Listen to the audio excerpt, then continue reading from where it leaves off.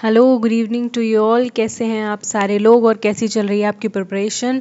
तो आज की इस वीडियो में हम कंटिन्यू करेंगे unit 7 of political science UGC net exam. तो हमने अब तक जो पढ़ा था उसका बेसिस पढ़ा था कि किस तरीके से पॉलिटिकल इंस्टीट्यूशंस इन इंडिया में वर्क करते हैं और किस तरीके से कॉलोनियल हेरिटेज के बारे में हमने डिटेल में डिस्कस किया था और कई सारे एक्ट और रेगुलेशंस के बारे में पढ़ा था जो एग्ज़ाम में आने के पर्सपेक्टिव से बहुत ज़्यादा इम्पॉर्टेंट है। ठीक है, जो नेक्स्ट हमारा जो टॉपिक रहता है उसमें यह है फॉर्मेशन ऑफ कॉन्स्टिट्यूएंट असेंबली। इसमें हम फॉर्मेशन को पढ़ते हैं अच्छे से डिटेल में, तो वो सारी चीज़ें अब हम डिस्कस करेंगे। ठीक है, then just a second, just take me pen from your. Okay fine. Then हम पढ़ेंगे फॉर्मेशन ऑफ कॉन्स्टिट्यूएंट असेंबली के बारे में। कॉन्स्टिट्यूएंट असेंबली के बारे में सारे लोग जानते हैं अच्छे से, ऐसा कोई नहीं है कि जो कॉन्स्टिट्यूएंट असेंबली के बारे में कुछ ना कुछ जानता हो। अब कॉन्स्टिट्यूएंट असेंबली क्या थी क्या नहीं थी ये भी सब जानते होंगे, बट स्टिल मैं थोड़ा सा बताना चाहूँगी। देखो, जब भारत का संविधान किसी ने लिखा तो उसके लिए एक पूरी असेंबली बनी हुई थी, या फिर जिसको कह सकते हैं आप कमेटी बोल सकते हैं। कमेटी में तो बहुत कम मेंबर्स होते हैं, लेकिन एक कॉन्स्टिट्यूएंट असेंबली थी, पूरी असेंबली थी 300-400 लोगों की। उन्होंने मिलकर भारत के संविधान को लिखा। ठीक है, दुनिया का सबसे बड़ा संविधान लिखने जा रहे हैं, lengthiest constitution of the world लिखने जा रहे हैं, तो ये कोई छोटा मोटा टास्क नहीं है। और भारत जैसे इतने बड़े देश के लिए एक संविधान बनाना, यूनियन के लिए एक संविधान, एक ही संविधान जो यूनियन के लिए है और वही स्टेट्स को गवर्न करता है, तो ये एक बहुत ज़्यादा क्रूशियल टास्क था जिसमें बहुत सारे मेंबर्स लगे थे, स्पेशलिटी लगी थी, बहुत सारे कॉन्स्टिट्यूशंस को पढ़ा गया था, अमेंडमेंट बहुत सारे, प्रोसीजर्स बहुत सारे इस्टेब्लिश हुए थे। तो वो जो सारी चीज़ें हुई, किस तरीके से बना, क्या क्या उसके फीचर्स रहे, कौन कौन सी कमेटी रही, कौन कौन से इंपॉर्टेंट ऑफिसर्स रहे, वही सारी चीज़ें इसमें डिस्कस करेंगे। ठीक है, after India's independence struggle the most crucial task was to frame the constitution that would reflect the aspirations of the people of the free India. देखो, इंडिपेंडेंस के बाद हमारे जो भारत के जो टॉप मोस्ट लीडर्स थे, या फिर जो उस टाइम बहुत ज़्यादा एक्टिव बोल सकते हैं पॉलिटिशियंस थे, उनके पास क्या टास्क रह गया था? उनका बस एक टास्क ये रह गया था कि भारत के लिए एक हमें कॉन्स्टिट्यूशन तैयार करना है, भारतवासियों को एक संविधान देना है। क्यों? क्योंकि ब्रिटिशर्स हमें छोड़ के चले गए हैं। अगर ब्रिटिशर्स के जाने के बाद तुरंत हमने भारत को कोई संविधान नहीं दिया तो भारत में एक एनार्की की सिचुएशन स्टैब्लिश हो जाएगी, जिसमें कुछ लोगों को पता ही नहीं होगा कौन सरकार है, क्या काम करना है, क्या नहीं करना है, क्या रूल्स है, रेगुलेशंस हैं। तो जो ये टास्क था वो बहुत जल्दी कंप्लीट करना था कि मतलब भारत का संविधान बनाना है हमें जल्द से जल्द, क्योंकि ब्रिटिशर्स ने ऑलरेडी साइन कर रखा था कि हाँ, हम तुमको 1948 के समथिंग हम तुम्हें छोड़ के चले जाएंगे, उसके बाद आपको हैंड ओवर कर रहे हैं इंडिया, आपको गवर्न करना है, कैसे करो कैसे नहीं हमारी रिस्पॉन्सिबिलिटी नहीं है। ठीक है, तो जब इंडिया की इंडिपेंडेंस हुई, इतना बड़ा स्ट्रगल हमने देखने को मिला, नॉन कॉपरेशन मूवमेंट हो गया, चाहे क्विट इंडिया मूवमेंट हो गया, उसके बाद जो सबसे क्रूशियल टास्क बचा था वो सिर्फ और सिर्फ किसका था? कॉन्स्टिट्यूशन मेकिंग का था। ठीक है, और एक ऐसे कॉन्स्टिट्यूशन की बात करते हैं जिसमें जो लोगों की एस्पिरेशंस हैं, जो भारत में रहने वाले लोग हैं, उनकी बात वो कहे, उनकी बात वो सुने। ठीक है, अगर हम कॉन्ट्राडिक्टरी देखें कि भारत के लोग चाहते कुछ है, कॉन्स्टिट्यूशन उन्हें प्रोवाइड कुछ कर रहा है, तो ये एक परफेक्ट मैच नहीं बैठता है। ठीक है, मेरे ख्याल से ये सर्वाइविंग कोई टूल नहीं हो सकता। ठीक है, the constituent assembly of India was the body of entrust with its historic mission. ठीक है, तो जो भारत की जो संविधान सभा थी, ठीक है, कॉन्स्टिट्यूएंट असेंबली को हम बेसिकली संविधान सभा कहते हैं, वो हिस्टोरिक मिशन, मतलब जो अब तक वो इतनी लड़ाई लड़ रहे थे, इतना ब्रिटिशर्स से फाइट कर रहे थे और उन्होंने पूरे नेशन को यूनाइट कर रखा था, वो फाइनली एक डे आ गया था कि हाँ भाई, अब भारत से अंग्रेज जा रहे हैं और ये फाइनली टास्क किसके हाथ में है? ये भारतीयों के ही हाथ में है। भारतवासियों को ही क्या करना है? अपने देश के लिए एक संविधान का निर्माण करना है। ठीक है, नेक्स्ट हम इसमें देखेंगे।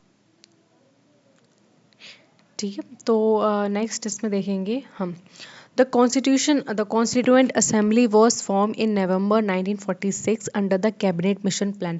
अब मैंने आपको पहले बताया था कैबिनेट मिशन प्लान कब आया था? 1946 में आया था। ठीक है, उसके अंडर जो एक जो प्लान था पूरा प्रॉपर, उसमें स्ट्रक्चर दिया गया था, उसके अंडर कॉन्स्टिट्यूएंट असेंबली का क्या हुआ?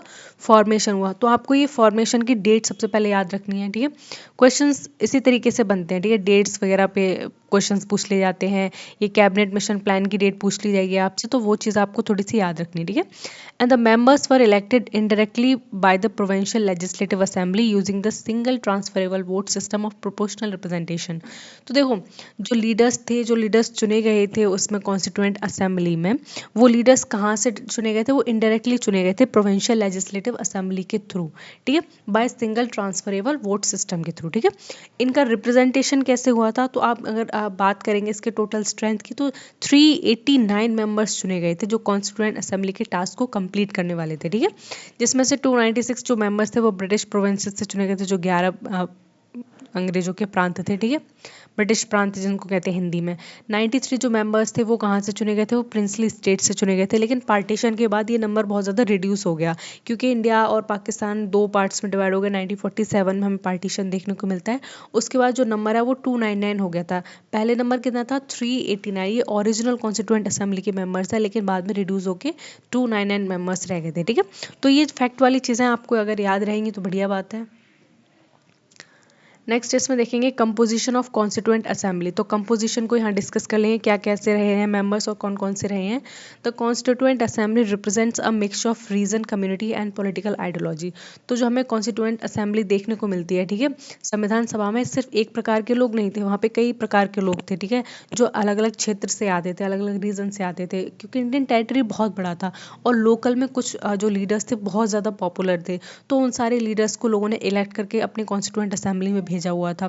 साथ में कुछ अपने अपने पॉलिटिकल आइडियोलॉजीज के साथ आते थे। तो वो पॉलिटिकल आइडियोलॉजीज का मतलब है कोई किसी बारे में कैसा क्या सोचता है, ठीक है। मान लो मेरी सोशलिज्म की आइडियोलॉजी है, आपकी कैपिटलिज्म की आइडियोलॉजी है, और जो थर्ड पर्सन है उसकी मानते हैं मार्क्सिज्म की आइडियोलॉजी है। तो हम तीनों अपने ही क्षेत्र में, अपने ही रीजन में बहुत ज़्यादा पॉपुलर हैं, लोगों की हमारी आइडियोलॉजी बहुत पसंद आ रही है और हम वहाँ जाने माने नेता हैं।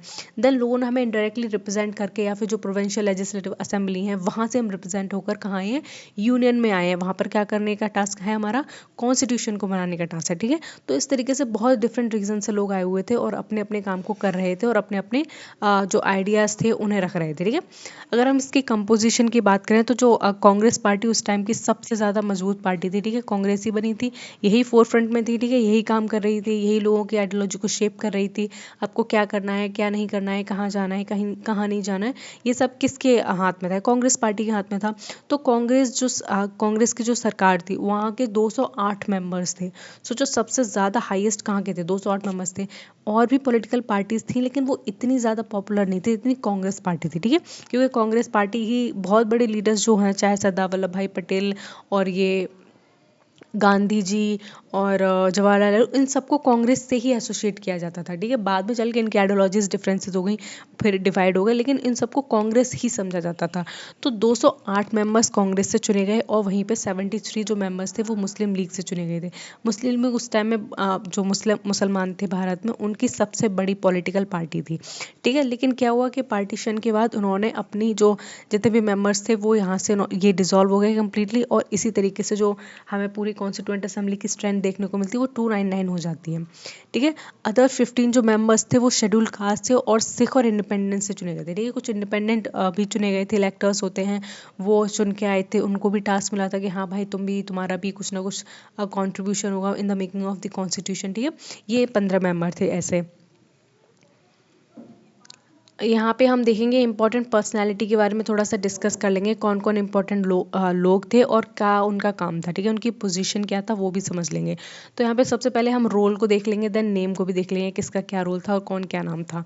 तो देखो यहाँ से ना आपको क्वेश्चन आना ही आना है, आपको ये चीज़ याद रखनी है, प्रेसिडेंट कौन था, वाइस प्रेसिडेंट कौन था, चेयरमैन कौन था, और यूनियन पावर कमेटी का चेयरमैन कौन था। तो ये चीज़ें इंपॉर्टेंट है, इसको प्लीज़ याद रखना, याद कर लेना, ठीक है। ये तो पूछी जाती हैं। तो अगर हम कॉन्स्टिट्यूएंट असेंबली की बात करें तो उसमें जो प्रेसिडेंट थे वो डॉक्टर राजेंद्र प्रसाद थे, वाइस प्रेसिडेंट की बात करें तो वो एच.सी. मुखर्जी थे, चेयरमैन ड्राफ्टिंग कमेटी के जो चेयरमैन थे उनका नाम बी.आर. अम्बेडकर है, जो तो बहुत पॉपुलर है, सब जानते हैं, ठीक है। किसी को कुछ पता ना हो पता, ये तो सबको पता है, पॉलिटिकल साइंस वालों को तो अच्छे से पता है, ठीक है।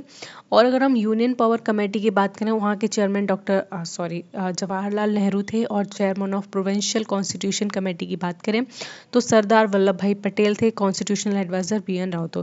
तो ये सारे क्या है, ये फैक्ट है, ये आपको याद रखने हैं, ठीक है। इनको रटना नहीं है, 2-3 बार आप देख लोगे खुद से खुद याद हो जाएंगे, और बहुत सारे लोगों को तो ये चीज़ें याद भी होंगी। अब यहाँ पे हम वर्किंग ऑफ कॉन्स्टिट्यूएंट असेंबली के बारे में बात करेंगे, किस तरीके से कॉन्स्टिट्यूएंट असेंबली अपना वर्क कर रही थी। The first meeting was held on 9 दिसंबर 1946।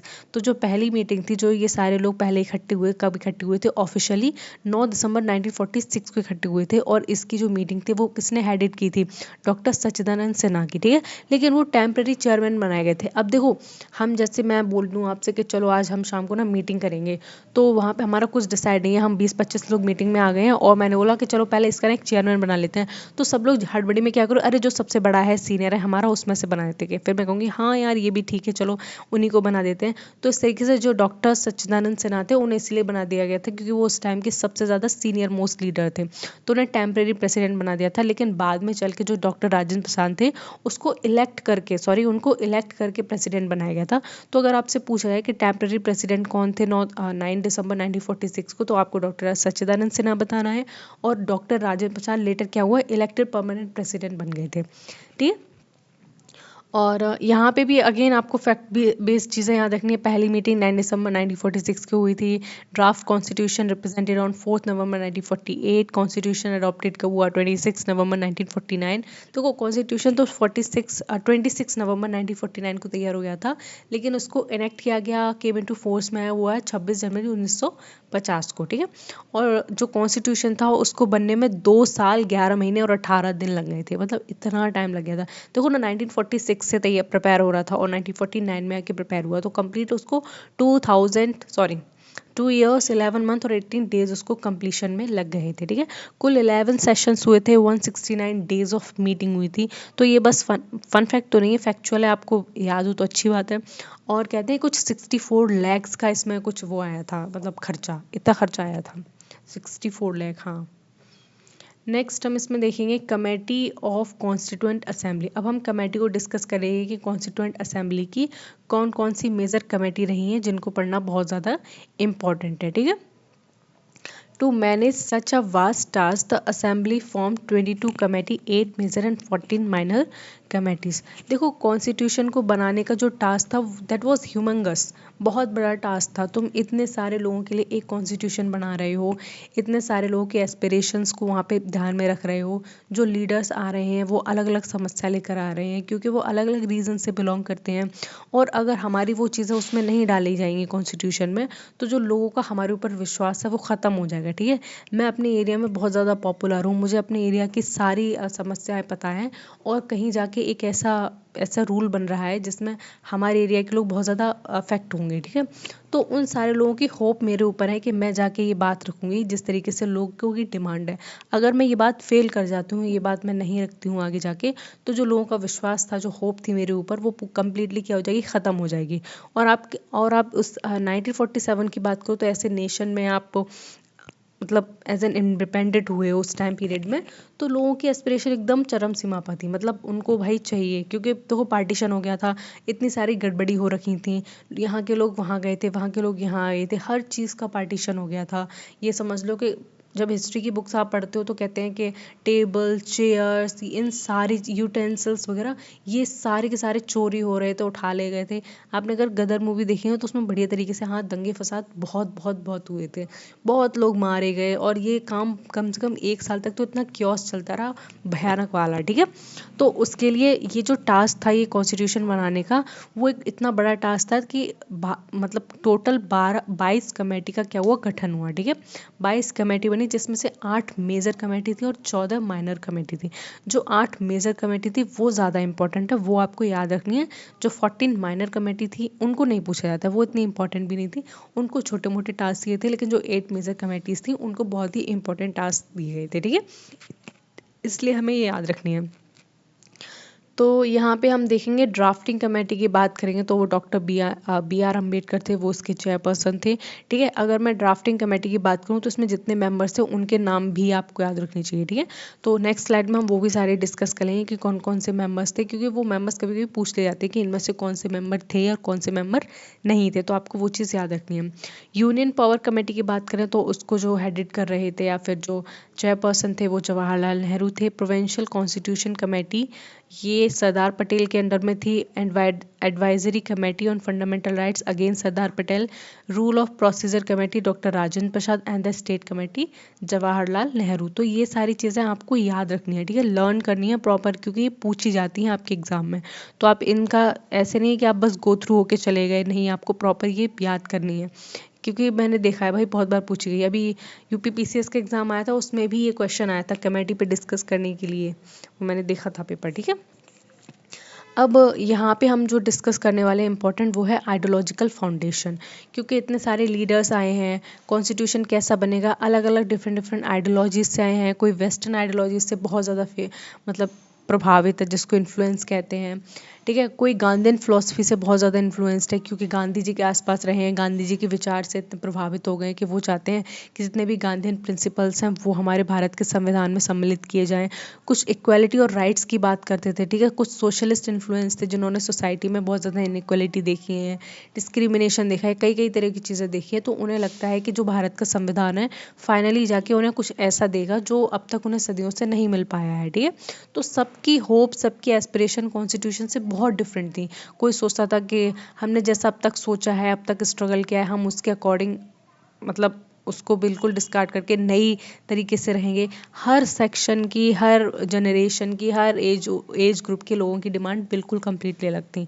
जो ओल्ड पीपल थे उनकी अलग थी, जो यंगस्टर्स थे उनकी अलग थी, और जो और बच्चे हैं उनकी अलग थी, सोसाइटी में रहने वाले लोगों के लिए अलग थी, ठीक है, गरीब के लिए अलग थी, अमीर के लिए अलग थी, क्योंकि सबको होप थी कुछ ना कुछ उनके लिए ज़रूर होगा इस कॉन्स्टिट्यूशन में। देन आइडियोलॉजिकल फाउंडेशन सिर्फ ये कहता है कि जो कॉन्स्टिट्यूशन बना उसके जो आइडियाज़ थे वो कहाँ कहाँ से लिए गए और किस किस कंट्रीज़ के मेजर कॉन्स्टिट्यूशन ने इसको कंट्रीब्यूट किया है। Then the constituent assembly reflected the value of Indian national movement, democracy, secularism, socialism and justice. देखो, जब भारत का संविधान बनने से पहले क्या था कि देश भर में बहुत ज़्यादा आंदोलन फैले हुए थे गांधी जी के उसमें अध्यक्षता में, ठीक है। गांधी जी हेड थे भाई, गांधी जी इन सारे मूवमेंट को लेड कर रहे थे, ठीक है। बाकी लीडर्स थे लेकिन वो एकदम फोरफ्रंट पे नहीं आ रहे थे, क्यों? क्योंकि उनको सरकार के साथ ये जो कानूनी लड़ाई है उसको लड़ना था, ठीक है। ज़मीनी अगर हम लड़ाई की बात करें तो वो गांधी जी सबसे आगे आ रहे थे, ठीक है। गांधी जी के और भी सारे सपोर्टर्स थे, लेकिन जैसे डॉक्टर राजेंद्र प्रसाद की बात करें, जवाहरलाल नेहरू की बात करें, BR अम्बेडकर की बात करें, तो इन लोगों को सरकार से डिमांड थी, ठीक है। इन्हें सरकार से चाहिए था कुछ ना कुछ। खास करके अम्बेडकर को तो ये था कि भाई भारत से ब्रिटिश अभी जल्दी नहीं जाने चाहिए जब तक कि भारत में इक्वलिटी स्टैब्लिश ना हो जाए, ठीक है। तो इंडियन नेशनल मूवमेंट में जितनी भी डिमांड थी, चाहे वो डेमोक्रेसी की हो गई कि भारत को एक लोकतांत्रिक देश बनाना है, चाहे वो सेकुलरिज्म की डिमांड हो गई, सोशलिज्म की हो गई, या जस्टिस की हो गई, वो जो सारी चीज़ों के कॉन्सेप्ट, वो रिफ्लेक्शन हमें देखने को मिलता है इंडियन नेशनल मूवमेंट में। जो भारत में इतना बड़ा आंदोलन हुआ था, उनकी डिमांड प्राइमरीली क्या थी? बस यही डिमांड थी, और यही सारी चीज़ें हमें इवेंचुअली कहाँ देखने को मिलती हैं? भारत के संविधान में देखने को मिलती हैं। And these ideals found expression in the preamble of constitution, और ये सारे आइडियाज़ हमें देखने को मिलते हैं किसमें? भारत के संविधान के प्रीएम्बल में। प्रीएम्बल को क्या कहते हैं? आई डोंट नो, भूल गई, ठीक है। तो प्रीएम्बल जब आप देखते हो, ठीक है, तो उसमें ये सारी चीज़ों को क्या किया गया? एंश्राइन किया गया है। तो की आइडियोलॉजिकल इन्फ्लुएंसेस देख लेते हैं कि क्या कौन कौन सी चीज़ कहाँ कहाँ से ली गई है, जिसने भारत के संविधान को क्या किया? बहुत ज़्यादा इन्फ्लुएंस किया गया है। तो जो डेमोक्रेसी का आइडिया है, ठीक है, वो कहाँ से आया है? वेस्टर्न लिबरल आइडिया से आया है, ठीक है। वेस्टर्न फिलोसफी आपने पढ़ी है अच्छे से, तो वेस्टर्न में जो लिबरल आइडियाज़ है वो ये कहते हैं कि डेमोक्रेसी होनी चाहिए। अगर आप लिबर्टी दे रहे हो तो लिबर्टी ऑफ एक्सप्रेशन भी होना चाहिए, लिबर्टी ऑफ वोटिंग राइट्स होनी चाहिए, ठीक है। जब आपके पास वोटिंग राइट्स होंगे तो आप अपने मन का क्या करोगे? एक इलेक्टर चूज करोगे जो आपके लिए पॉलिसी बनाएगा। तो ये सब कॉन्सेप्ट कहाँ है? ये सब आए हैं वेस्टर्न कंट्रीज से, ठीक है। दूसरा, सोशल जस्टिस की अगर हम बात करें तो गांधीन फिलोसफी से आए। गांधी जी ने हमेशा क्या किया है? भारत में भ्रमण किया है, भारत में गरीबी, अमीरी, ये सारी चीज़ देखी है। तो जो सोशल जस्टिस का कॉन्सेप्ट इस्टेब्लिश होता है वो गांधी की फिलोसफी से होता है। Then third, equality. अगर हम राइट्स की और इक्वलिटी की बात करें, then it is influenced on socialist influence, ठीक है। तो अगेन ये सोशलिस्ट इन्फ्लुएंस की बात करते हैं। सोशलिज्म की आइडियोलॉजी आप सारे लोगों ने बहुत अच्छे से पढ़ी है, तो मुझे नहीं लगता कि मुझे अलग से बताने की ज़रूरत है कि सोशलिज्म क्या होता है और क्या नहीं होता है। बढ़िया तरीके से सबने पढ़ी है, मैंने समझाई भी है। Federalism and rule of law की बात करें तो ये एक ब्रिटिश सिस्टम में आता है, ठीक है। फेडरलिज्म क्या मतलब होता है? Division of power. देखो, यूनियन में और स्टेट में क्या है? डिवीजन है पावर्स का, तो ये एक फेडरल कॉन्सेप्ट है। रूल ऑफ लॉ का मतलब होता है जो लॉ में लिखा है उसी तरीके से रूल करना है, ठीक है। कोई मोनार्क नहीं है, कोई अरिस्टोक्रेसी नहीं है जो हमें बताएगा कि नहीं ऐसे नहीं ऐसे करो। जो रूल बुक में लिखा है, जो संविधान में लिखा है, ठीक है, उसी के अकॉर्डिंग क्या होगा? उसी के अकॉर्डिंग लॉ इस्टेब्लिश होगा, ठीक है। और ये कॉन्सेप्ट कहाँ से आया है? ब्रिटिश सिस्टम से आया और द ब्रिटिश कॉन्स्टिट्यूशन से, ठीक है। ये चीज़ भी आपको याद रखनी है। डायरेक्टिव प्रिंसिपल्स की बात करें, जो DPSP हैं पार्ट 4 में, वो हमारे आयरिश कॉन्स्टिट्यूशन से आए हैं, ठीक है। हमारे नहीं, मतलब आयरिश, अब आप जानते हो ना, आयरलैंड, ठीक है, आयरलैंड के कॉन्स्टिट्यूशन से आया directive principle of state policy, जिसमें क्या करता है, जो कॉन्स्टिट्यूशन है वो स्टेट को डायरेक्ट करता है कि तुम्हें इस डायरेक्शन में काम करना चाहिए जिससे लोगों का ज़्यादा से ज़्यादा वेलफेयर हो सके, ठीक है। मतलब होता है ना किसी को दिशा निर्देश करना, ठीक है, मतलब किसी को बताना कि तुम ये काम करो इससे ये होगा। तो उस तरीके से डीपीएसपी को ऐड किया गया है आईरिस मॉडल से कि हाँ भाई वहाँ की जो गवर्नमेंट है उसको डायरेक्ट करता है वो कॉन्स्टिट्यूशन कि तुम ये काम करो जिससे लोगों में इतनी खुशहाली आएगी, लोगों में इतनी ज़्यादा अच्छी चीज़ें आएंगी, ये चीज़ होंगी वो चीज़ होंगी, उन चीज़ों को क्या करता है, सपोर्ट करता है। देन जुडिशियल रिव्यू की बात करें तो वो क्या है, अमेरिकन कॉन्स्टिट्यूशन का पार्ट है, ठीक है। जुडिशियल रिव्यू का मतलब होता है जो जुडिशरी ने अपना रिव्यूज़ दिया या फिर जुडिशरी ने जो भी फैसला दिया उसका, सॉरी नॉट जुडिशरी एक्चुअली, जो एग्जीक्यूटिव है और लेजिस्लेचर ने जो भी चीज़ें बनाई हैं वो कॉन्स्टिट्यूशन के साथ साथ मिल रही हैं नहीं मिल रही हैं, इन सारी चीज़ों पे आप जुडिशियल रिव्यू जाके कहाँ कर सकते हो, कोर्ट में, सुप्रीम कोर्ट में, हाई कोर्ट में कर सकते हो, ठीक है।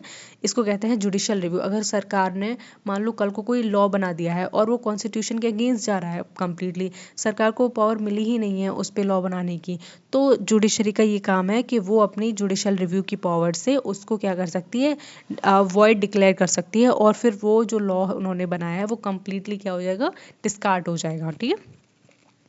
तो ये चीज़ आपको याद रखनी थी। देन नेक्स्ट हम इसमें देखेंगे क्रिटिसिज्म ऑफ कॉन्स्टिट्यूएंट असेंबली। अब भाई सबका क्रिटिसिज्म होता है तो आप लोग थोड़ी ना बच जाओगे, ठीक है ना। तो फिर इनका भाई क्रिटिसाइज होता है बढ़िया तरीके से कॉन्स्टिट्यूएंट असेंबली का, इनको क्रिटिसाइज करते हैं। The assembly was not without criticism. तो पूरी असेंबली तो ऐसा हो ही नहीं सकता कि बाहर के लोग देख रहे हों उन्हें और बाहर के लोगों में जब पता लग रहा हो कि सरकार ये करने वाली है, वो करने वाली है, ऐसे करने वाली है, वैसे करने, तो सारे लोग आपस में मान लें, ठीक है। क्योंकि देखो उस टाइम देखो सोशल मीडिया नहीं था, लोग बहुत पढ़े लिखे थे, मतलब पढ़े लिखे नहीं, ज्ञानी बहुत थे एक तरीके से बोल सकते हैं। सारे लोग पढ़ रहे थे, सारे लोग की अपनी अपनी आइडियोलॉजी थी, हर तरीके से सोच रहे थे। गरीब लोगों को अगर छोड़ दें तो middle class, upper middle class थे भाई, वो सब एक्टिव पार्टिसिपेट कर रहे थे कि भारत में क्या चल रहा है क्या नहीं चल रहा है। अभी भी देखो हमारे पापा ताऊ ये सारे लोग ना राजनीति में बहुत ज़्यादा इंटरेस्ट लेते हैं। तो उस टाइम के भी लोग थे, वो अपने अलग ही कोई सोसाइटी को लेके बहुत ज़्यादा रिफॉर्म्स चला रहे थे। उनको भी भाई लग रहा था कि हाँ भाई कॉन्स्टिट्यूशन देखे क्या लिखा जाएगा क्या लिखा है। तो भाई उनको जो बुरा लग रहा था उसको वो लोग ओपनली क्रिटिसाइज कर रहे थे, ठीक है। तो इनके मेन क्रिटिसिज्म को डिस्कस कर लेंगे, क्या क्या इनके मेन क्रिटिसिज्म रहे हैं। Not elected by universal adult franchise. तो देखो इसका सबसे पहले क्रिटिसिज्म ये आता है कि ये इलेक्टेड नहीं है, डायरेक्टली इलेक्टेड पीपल नहीं है, ठीक है, इनडायरेक्टली आपने भेज दिया है। तो सारे लोग तो भाई इससे खुश नहीं होंगे, क्योंकि सारे लोगों को ये चाहिए था कि नहीं हम इलेक्ट करके भेजेंगे, देन तभी पता लगेगा कि हाँ हमारा ही नेता है, हमारे लिए संविधान लिख रहा है। तो ये इसका एक मेन क्रिटिसिज्म आता है। दूसरा आ जाता है डोमिनेटेड बाय कांग्रेस। लोग कहते हैं कि पूरी तरीके से कांग्रेस को डोमिनेट करती, क्यों, क्योंकि आपने पहले देख लिया है 208 जो सीटें थी वो कांग्रेस की थी, ठीक है। तो कितने सारे लोग कांग्रेस पार्टी से ही आ रहे थे। तो इसको एक क्रिटिसिज्म ये भी मिलता है कि भाई कांग्रेस ने इसको कम्प्लीटली डोमिनेट किया था, तो ये सारे ग्रुप्स को, सारे लोगों को रिप्रेजेंट नहीं कर रही थी, ठीक है। और देखो कांग्रेस पार्टी में उस टाइम ना बहुत बड़े बड़े अमीर लोग थे और बहुत ज़्यादा इंटेलेक्चुअल लोग थे। तो लोग कहते हैं कि अब हिंदू पार्टी थी, कोई कहता है इसको क्रिटिसाइज़ करते हुए, कोई कहता है कि लॉयर्स का पैराडाइज था। तो इस तरीके से बहुत सारे इन्हें सुनने को मिलती है, ठीक है। Time consuming process. और कुछ लोग कहते हैं अरे भाई तुमने 2 साल लगा दी भारत का संविधान लिखने में, कितनी बड़ी बात है, मतलब अच्छी बात नहीं है। इसको कहते हैं, इसको कहते हुए क्रिटिसाइज़ करते हैं। And the limited participation from women and minority. और कहते हैं कि जो लिमिटेड पार्टीशन था, मतलब विमेंस तो देखने को ही नहीं मिल रही है। विमेंस मेरे ख्याल से कुछ 8 थी, हाँ नहीं, कुल 15 विमेंस थी मेरे ख्याल से, जहाँ आगे चल के जिन्होंने 8 ने जिन्होंने सदस्यता ले ली थी आगे चल के, जिसको कहते हैं। तो कहते हैं कि माइनॉरिटी जो ग्रुप था SC ST OBC जो प्रेजेंट हमने बना दिए हैं बाद में, कि उनका तो रिप्रेजेंटेशन है ही नहीं इसमें। तो सारे एलिट क्लास आते हैं, बड़े बड़े लोग आते हैं, और जो माइनॉरिटी बेचारे हैं उनका बिल्कुल भी रिप्रेजेंटेशन नहीं है। How ever it remains a landmark in India's democratic history. कितना भी क्रिटिसाइज कर लो बट ये भाई एक बहुत बड़ा एक लैंडमार्क बनता है हमारे भारत के इतिहास में, कि हमने किस तरीके से भारत का संविधान बनाया और भारत को एक लोकतांत्रिक देश बनाया, ठीक है। देन नेक्स्ट हम इसमें देखेंगे, हाँ चलो ये यहीं तक था, यहीं पर कंप्लीट हो गया ये ठीक है। तो ये हमारी कॉन्स्टिट्यूएंट असेंबली के बारे में था। इससे ज़्यादा एग्जाम में पूछेंगे नहीं, जो इंपॉर्टेंट था मैंने आपको बता दिया है। कमेटी याद रखनी है, चेयरपर्सन याद रखनी है, और जो फैक्ट बेस्ड क्वेश्चंस थे वो आपको याद रखने हैं, ठीक है। और चलो बढ़िया है, अपना ख्याल रखना, पढ़ते रहो आराम से, ठीक है। एग्ज़ाम भी नज़दीक आ रहा है, तो बढ़िया तरीके से अपने पेपर 1 की भी साथ साथ तैयारी करते रहो। कम्प्लीटली फोकस पेपर 2 पे नहीं होना चाहिए, क्योंकि उसका भी अच्छा खासा वेटेज रहता है। तो इसमें आप अगर 60 क्वेश्चन 70-75 क्वेश्चन आप इसको टारगेट करोगे और उसमें आपकी करीब 40 क्वेश्चन सही है, तो मेरे ख्याल से हो जाएगा एग्जाम में, बढ़िया आपका चला जाएगा एग्जाम। ठीक है, मैथ्स पे फोकस करो, एनवायरनमेंट के क्वेश्चंस पे फोकस करो, रिसर्च के क्वेश्चंस पे फोकस करो, वहाँ से तो ये सारी चीज़ें पूछी जाती हैं। पिछली बार से तो इसमें मूवीज़ के क्वेश्चंस डाल दिए थे, वो तो भाई मुझे एकदम शॉकिंग लगा, पता नहीं कौन सी मूवी कब आई, उसके डायरेक्टर कौन है, किसका कौन सी ब्लॉकबस्टर गई, वो तो सबके लिए सरप्राइजिंग था। ठीक है, खैर जो भी है, आपका जो सॉलिड है, जो बेस है, उसको पकड़े रहो। ठीक है, क्योंकि कितना भी बाहर से आउट ऑफ सिलेबस आ जाएगा, 4-5 क्वेश्चन आ जाएंगे, ठीक है, उस पर डिसाइड नहीं हो जाएगा कि आपका एग्जाम निकलेगा नहीं निकलेगा। बाकी आपका पूरा प्रिपरेशन पे डिपेंड करता है, कैसे पढ़ाई की है कैसे नहीं पढ़ाई की है, बस वो अच्छे से करते रहना और आपका एग्जाम अच्छे से निकल जाएगा। ठीक है, सो गुड लक डेली, और ख्याल रखो अपना, पढ़ते रहो और चैनल को सब्सक्राइब कर लेना। ठीक है, बाय।